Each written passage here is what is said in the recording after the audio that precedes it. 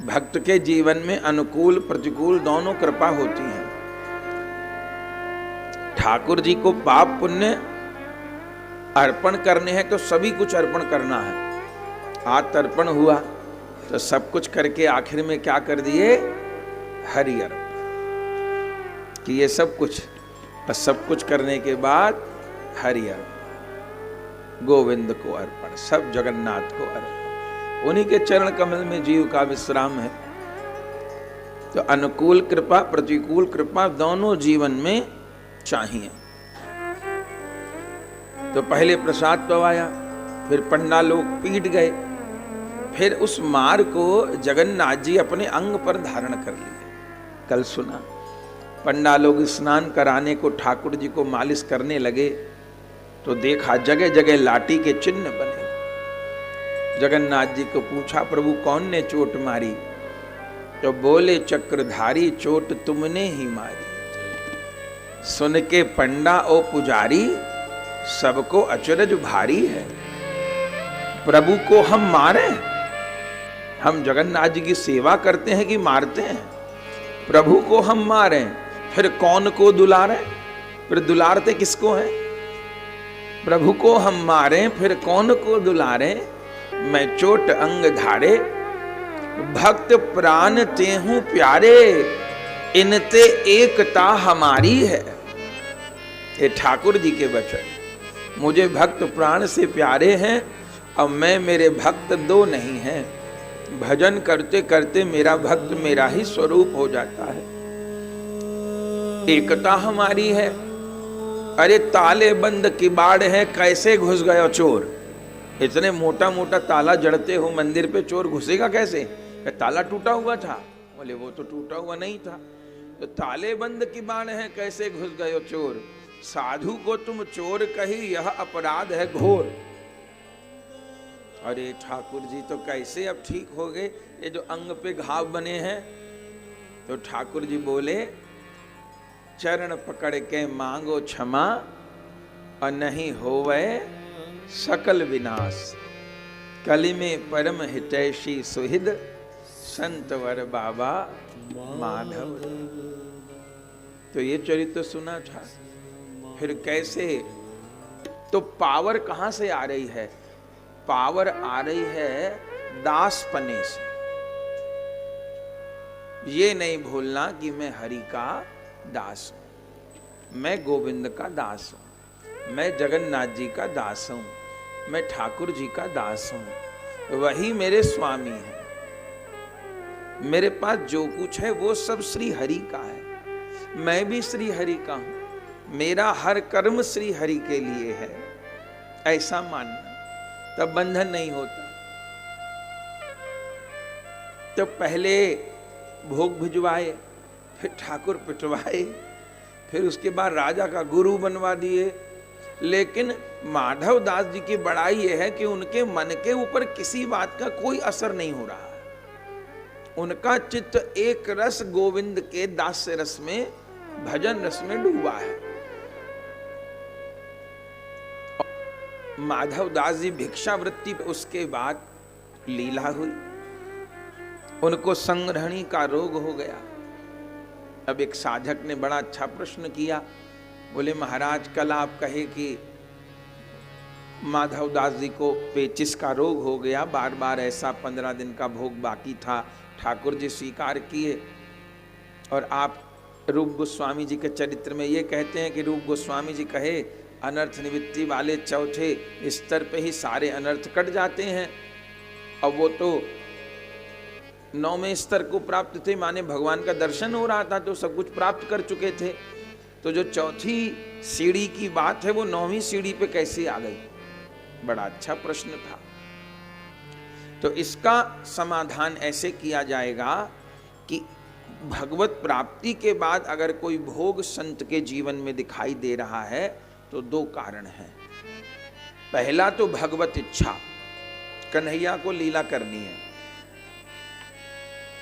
तो कन्हैया को लीला करनी है, भगवत इच्छा। अब दूसरा, वो संत अपने किसी आश्रित का भोग स्वीकार कर लिए, अथवा उनका कोई दीक्षित शिष्य असद आचरण करने लग गया तो उसका पाप भी गुरुदेव को किसी अंश में प्राप्त होगा।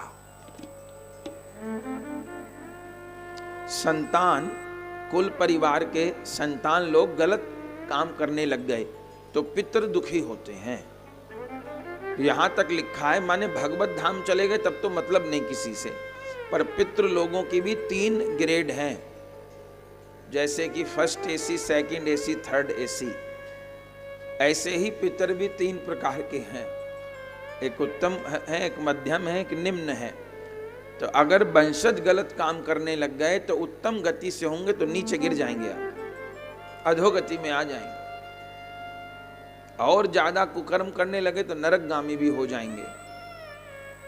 तो संतान का किया हुआ कर्म पितरों को किसी अंश में प्राप्त होता है, और संतान का किया हुआ पुण्य कर्म भी माँ बाप को प्राप्त होता है। वो तो होता ही है, हम आप जो कुछ भी करते हैं तो वो माता पिता को मिलता ही है उसका एक अंश,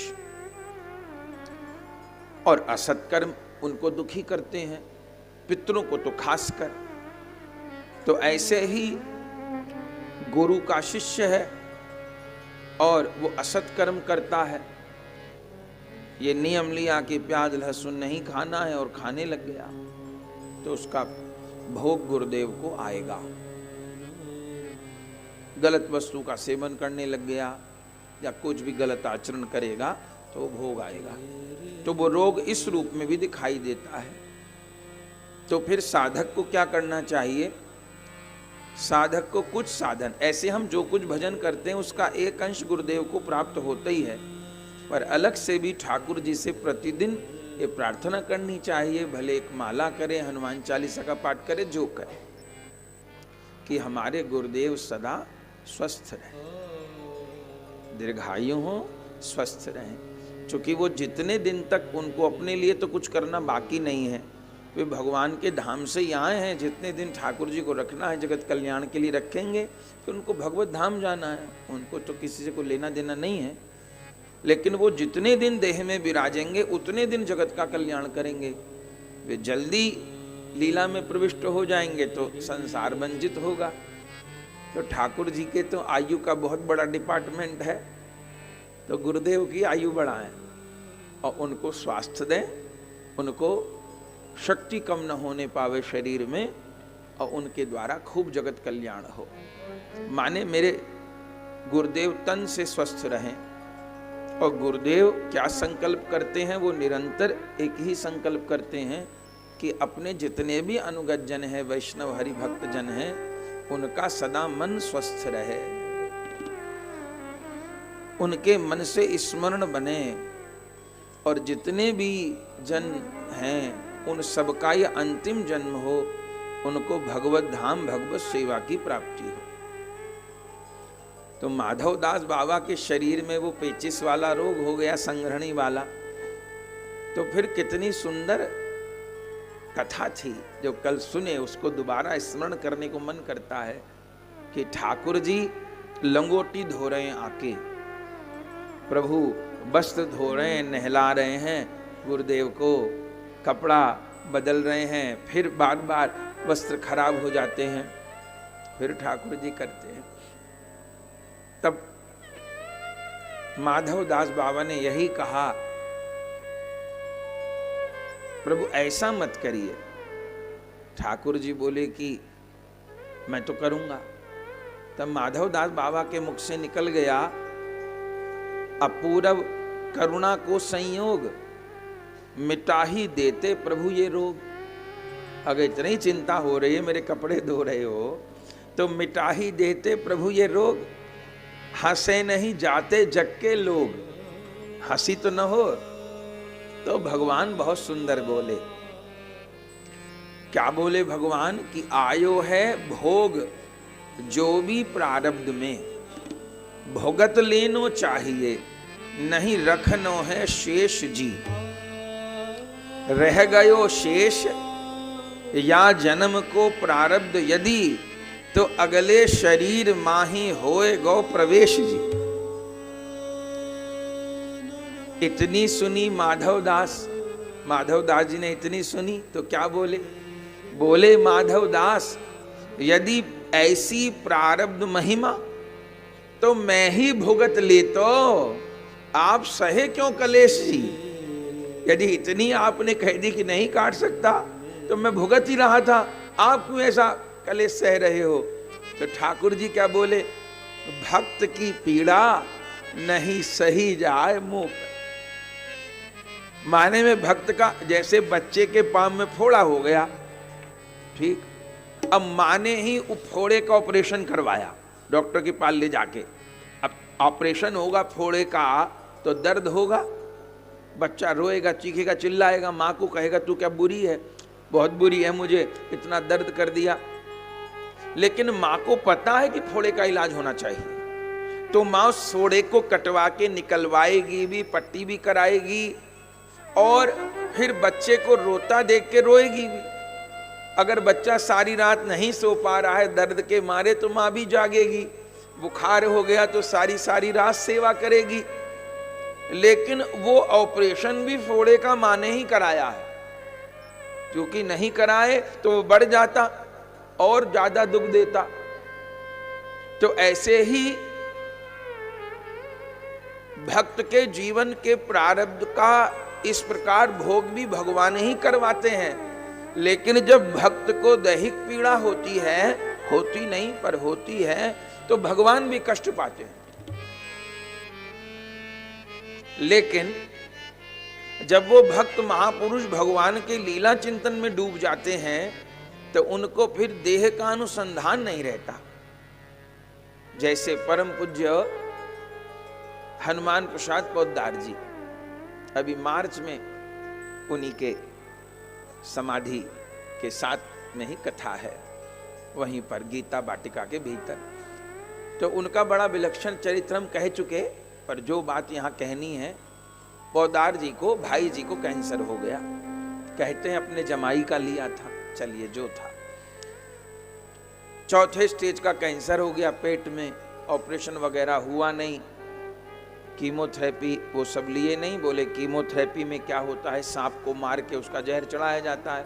बोले जीव हत्या नहीं करेंगे तो नहीं। अच्छा, बढ़ते अब कितनी पीड़ा होती है कैंसर में। तो जिस दिन उनको जाना था, माने पेन किलर ने काम करना बंद कर दिया, पेन के इंजेक्शनों ने काम करना बंद कर दिया, दिन में 3-3, 4-4 बार इंजेक्शन लगते थे, कोई लाभ नहीं, दर्द रहता था। आखिर में डॉक्टर देखने आया, जिस दिन जाना था, पता नहीं था जाना है पर जाना था उनको, डॉक्टर आया। अच्छा, लेटे हुए हैं ऐसे भाई जी। अच्छा, डॉक्टर को तो पता था इस समय इनको कितनी पीड़ा हो रही होगी, तो वो गया और ऐसे हाथ पास में तो एकदम आँख खोली। और डॉक्टर तो यही पूछेगा कैसे हैं, आशा नहीं थी पर कैसे हैं, तो जैसे कहीं बहुत दूर गए हो वहां से लौटे हो, कैसे हैं, ठीक। फिर इशारे में कहा, बोल कम पा रहे आप ठीक हैं? फिर नवबस देखे, बोले दर्द हो रहा है तो मैं इंजेक्शन दे दूं। तो वो डॉक्टर ये बात लिखता है कि मैं गया 5-7 मिनट बैठा, उनके मुख पर, माने मुझे पता था इस समय इनको तकलीफ कितनी हो रही होगी, पर उनके मुख पर इतनी सी रेखा नहीं तकलीफ की। और मैंने उनको कहा कि इस समय शरीर की क्या स्थिति है, ये अंतिम समय की बात है भाई जी की। तो डॉक्टर से क्या कहते हैं कि शरीर का तो पता नहीं, लेकिन मन बहुत आनंद में है।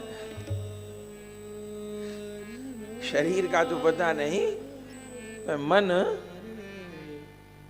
बहुत आनंद में। फिर 5 मिनट बात हुई तो बोले हमसे क्या बोलते हैं भाई जी, ऐसे प्रसाद कर लिए, आते थे प्रसाद का। तो डॉक्टर ने कहा हम कर लेंगे प्रसाद, आपके पूछने आए तो कर लेंगे। तो बोले नहीं, प्रसाद कर ले, भोजन कर। कई बार कहा तो फिर वो प्रसाद पाने के लिए चले गए। और फिर तुम इधर जाओ, तुम इधर जाओ। अच्छा, राधा बाबा जी की भी समाधि वही है। तो बार बार लगता था कि भाई जी का शरीर छूट जाएगा। कई भक्त लोग तो प्रार्थना करने लगे कि अब भाई जी अगर जाना चाहते हैं तो चले जाएं, इतना कष्ट हमसे सहन नहीं हो रहा। लेकिन राधा बाबा नहीं जाने देते थे।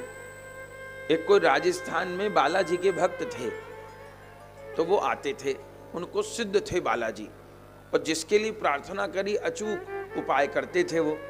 तो सबने कहा बाबा से कि बाबा उनको बोल दो ना, वो बालाजी के भक्त हमारे भाई जी को ठीक कर देंगे।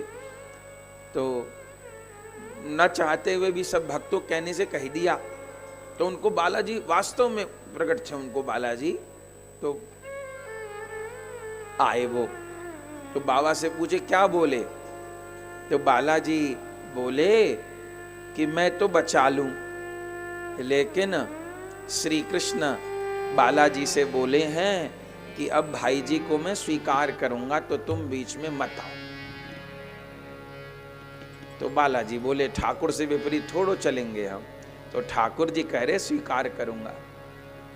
तो बाबा सबको लगता था कि छूट जाएंगे प्राण, पर राधा बाबा के पास जाते थे तो राधा बाबा कहते थे, जैसे सब लोग कहते चलिए ऊपर, भाई जी को ऐसे सांस उखड़ रही है, तो अंदर नीचे बैठे थे चुपचाप, कह रहे अभी नहीं जाएंगे, अभी नहीं जाएंगे। बोले एक सांस उखड़ रही है, तो कहते मैं जाने दूंगा तब जाएंगे, अभी नहीं जाएंगे।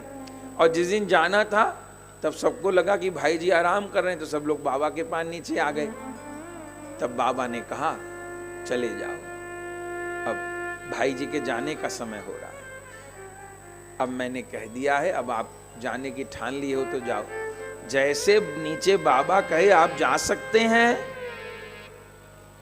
उधर हरि नाम ग्रहण करते हुए भाई जी शरीर त्याग दिए। तो दो रूपों में प्रारब्ध का दर्शन होता है। हमारे आपके शरीर में जो रोग होते हैं हम जीवों के, वो 3 प्रकार के अनर्थ होते हैं। दुष्कृति जात अनर्थ अधिक होते हैं, माने जो हम लोग पाप कर्म कर आए हैं वो हमारे शरीर में भोग बन के, दुख बन के, आर्थिक अभाव बन के, मानसिक दुख बन के आया करते हैं। पर महापुरुषों के साथ ऐसा नहीं होता। तो वो तो जगन्नाथ उनको सदा प्रकट थे, तो भोग किसका था? तो पहला उत्तर तो भगवत इच्छा, दूसरा उत्तर किसी का भोग स्वीकार कर लिए थे।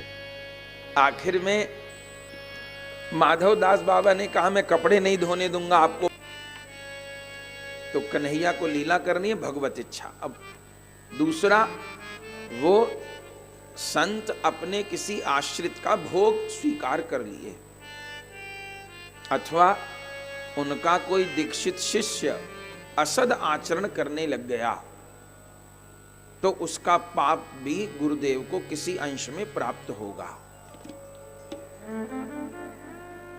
संतान, कुल परिवार के संतान लोग गलत काम करने लग गए तो पितृ दुखी होते हैं।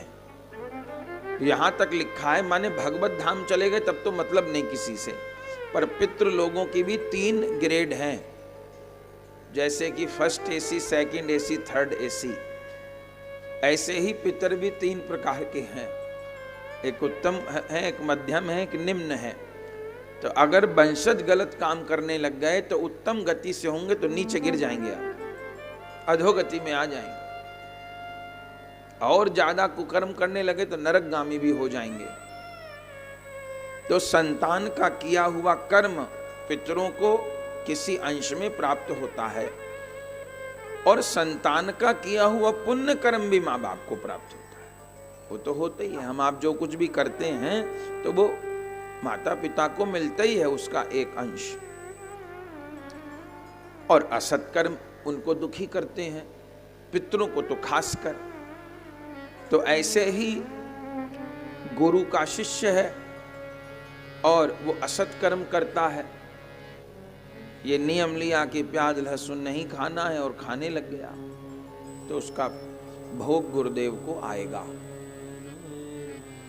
गलत वस्तु का सेवन करने लग गया या कुछ भी गलत आचरण करेगा तो वो भोग आएगा। तो वो रोग इस रूप में भी दिखाई देता है। तो फिर साधक को क्या करना चाहिए?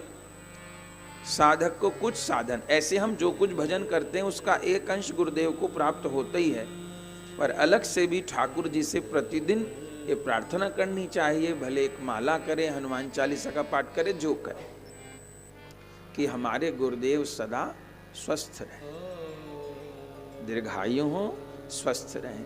क्योंकि वो जितने दिन तक, उनको अपने लिए तो कुछ करना बाकी नहीं है, वे भगवान के धाम से ही आए हैं। जितने दिन ठाकुर जी को रखना है, जगत कल्याण के लिए रखेंगे, फिर उनको भगवत धाम जाना है, उनको तो किसी से कोई लेना देना नहीं है। लेकिन वो जितने दिन देह में विराजेंगे उतने दिन जगत का कल्याण करेंगे। वे जल्दी लीला में प्रविष्ट हो जाएंगे तो संसार वंचित होगा। तो ठाकुर जी के तो आयु का बहुत बड़ा डिपार्टमेंट है, तो गुरुदेव की आयु बढ़ाएं और उनको स्वास्थ्य दें, उनको शक्ति कम न होने पावे शरीर में, और उनके द्वारा खूब जगत कल्याण हो। माने मेरे गुरुदेव तन से स्वस्थ रहें। और गुरुदेव क्या संकल्प करते हैं, वो निरंतर एक ही संकल्प करते हैं कि अपने जितने भी अनुगत जन हैं, वैष्णव हरि भक्त जन हैं, उनका सदा मन स्वस्थ रहे, उनके मन से स्मरण बने, और जितने भी जन हैं उन सबका ये अंतिम जन्म हो, उनको भगवत धाम भगवत सेवा की प्राप्ति हो। तो माधवदास बाबा के शरीर में वो पेचिस वाला रोग हो गया, संग्रहणी वाला, तो फिर कितनी सुंदर कथा थी जो कल सुने, उसको दोबारा स्मरण करने को मन करता है कि ठाकुर जी लंगोटी धो रहे हैं आके, प्रभु वस्त्र धो रहे हैं, नहला रहे हैं गुरुदेव को, कपड़ा बदल रहे हैं, फिर बार बार वस्त्र खराब हो जाते हैं, फिर ठाकुर जी करते हैं। तब माधवदास बाबा ने यही कहा, प्रभु ऐसा मत करिए। ठाकुर जी बोले कि मैं तो करूंगा। तब माधवदास बाबा के मुख से निकल गया, अपूरव करुणा को संयोग, मिटा ही देते प्रभु ये रोग। अगर इतनी चिंता हो रही है, मेरे कपड़े धो रहे हो, तो मिटा ही देते प्रभु ये रोग। हंसे नहीं जाते जग के लोग, हंसी तो न हो। तो भगवान बहुत सुंदर बोले। क्या बोले भगवान कि आयो है भोग जो भी प्रारब्ध में, भोगत लेनो चाहिए, नहीं रखनो है शेष जी। रह गयो शेष या जन्म को प्रारब्ध यदि, तो अगले शरीर माही होए गो प्रवेश जी। इतनी सुनी माधवदास जी ने इतनी सुनी तो क्या बोले? बोले माधवदास, यदि ऐसी प्रारब्ध महिमा तो मैं ही भुगत ले, तो आप सहे क्यों कलेश जी? यदि इतनी आपने कह दी कि नहीं काट सकता, तो मैं भुगत ही रहा था, आप क्यों ऐसा कलेश सह रहे हो? तो ठाकुर जी क्या बोले? भक्त की पीड़ा नहीं सही जाए मुंह पर। माने में भक्त का, जैसे बच्चे के पांव में फोड़ा हो गया, ठीक, अब माने ही फोड़े का ऑपरेशन करवाया डॉक्टर के पास ले जाके। अब ऑपरेशन होगा फोड़े का तो दर्द होगा, बच्चा रोएगा, चीखेगा, चिल्लाएगा, माँ को कहेगा तू क्या बुरी है, बहुत बुरी है, मुझे इतना दर्द कर दिया।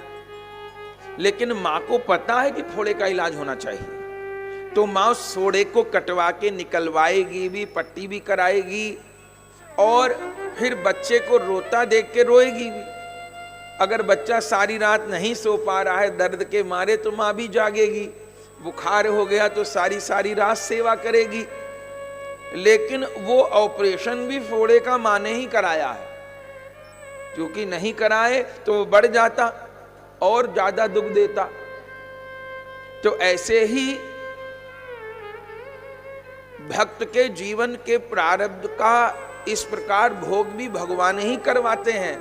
लेकिन जब भक्त को दैहिक पीड़ा होती है, होती नहीं पर होती है, तो भगवान भी कष्ट पाते हैं।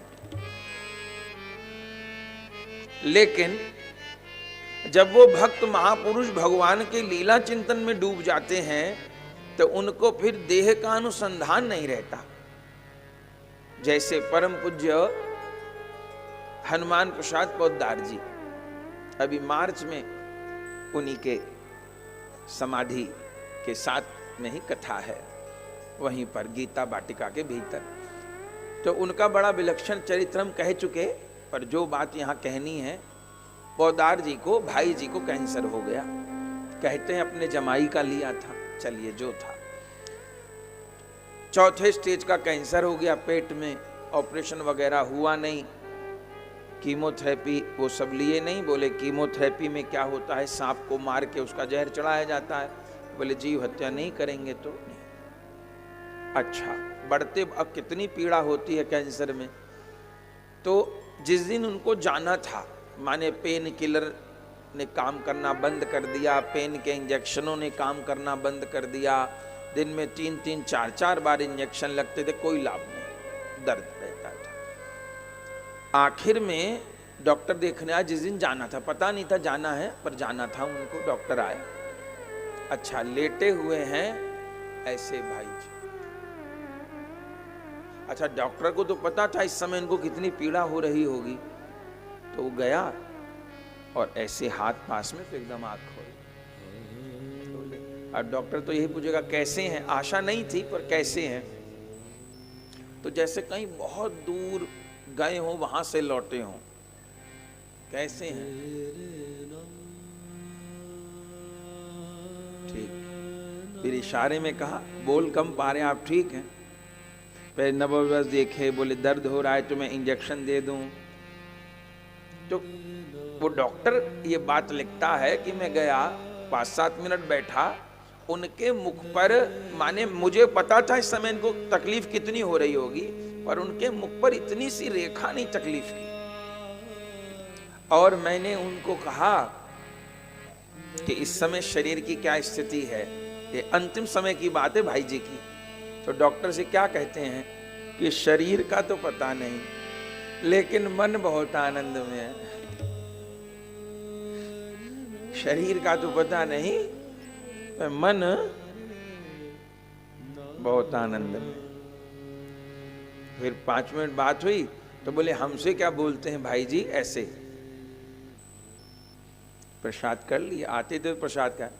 तो डॉक्टर ने कहा हम कर लेंगे प्रसाद, आपके पूछने आए तो कर लेंगे। तो बोले नहीं, प्रसाद कर ले, भोजन। कई बार कहा, तो फिर वो प्रसाद पाने के लिए चले गए। और फिर तुम इधर जाओ, तुम इधर जाओ।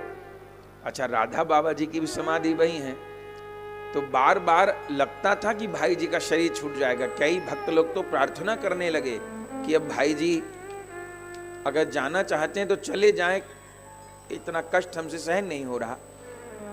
लेकिन राधा बाबा नहीं जाने देते थे। एक कोई राजस्थान में बालाजी के भक्त थे, तो वो आते थे, उनको सिद्ध थे बालाजी, और जिसके लिए प्रार्थना करी अचूक उपाय करते थे वो।